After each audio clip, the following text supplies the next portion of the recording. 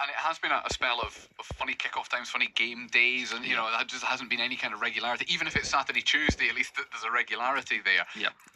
Certain players did look a bit tired. Yeah, I know this question's going to come up, and it keeps coming up, and Regis keeps getting asked about it after the game, but he went with the same 11 that played down at Leeds. We discussed it before the game. I thought there would have been a couple of changes. The lads put a lot in at Leeds, out of possession, and it's hard yards, isn't it, Ander, where you're working without the ball. It drains you mentally as much as it does physically.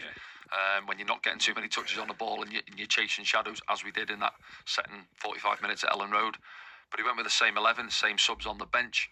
And people are questioning, Chris Rigg, Job, Dan Neil, 3 young centre midfielders. Job's played 30 of the 34, Chris Rigg's played 28, and Dan Neil's played 33. So the regulars out there, is it catching up with them? Again, you'd have to ask them. I mentioned it before the game, and obviously Rob Mason come on. He said, well, we haven't played since Monday last week, and it's now Saturday, so they've had almost a full week. But I'm saying, but they're still young lads who are growing. We've seen it maybe last year with 1 or 2 where we obviously nosedived after Christmas. And I think we've mentioned it, we've got a strong bench as well at this moment in time. You look at the 3 subs there, Alexic, who I think has got something about him. Samed's come in and played a little bit, and Alan Brown's back on there. So you've got experienced lads there who can come on, and obviously Alexic who gives you a little bit of legs as well to get round the pitch. So we did have options to freshen it in the middle of the park, and I thought Mayenda might have started. Go back to, I think, Derby was the last game he started. He scored and we won 1-0. He hasn't started a game since. Yeah. He's been sat on the bench waiting to come on. So these questions are going to keep on getting asked, and especially when you're not winning games of football.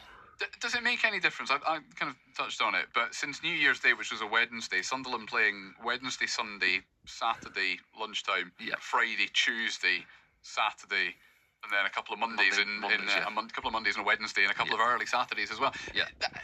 Is that just excuse making? Does it really make no difference? Again, I think if you're winning games of football and your confidence is high, you don't really mind when you're sort of playing. Really, I quite like the 12:30 as a player. The one I didn't like was the sort of 5 or 5:30. It's neither here nor there. It's not an afternoon. It's not an evening game for me. So I didn't mind the early one.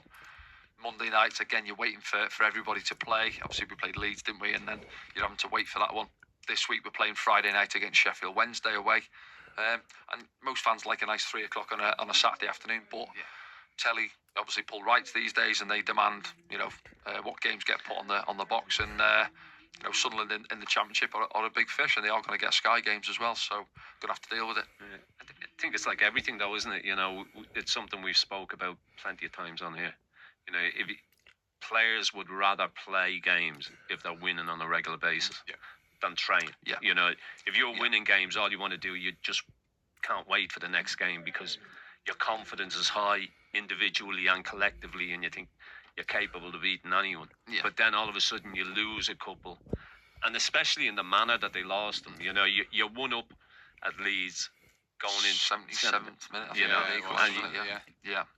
Leeds didn't. They had plenty of the ball, didn't create an awful lot in that game. And then you can see two poor goals, almost 2 identical goals. And then at the weekend, you give away a real bad goal as well. The last point for the moment on the Sunderland game, 2 injuries as well. Enzo Lefebvre and Dan Ballard both withdraw. Not really sure about why Enzo Lefebvre went off because it was at half-time. Dan Ballard's much more obvious. We know exactly what happened to him. But Regis Labrita was asked how much of a blow their absences could be. Yeah, sure.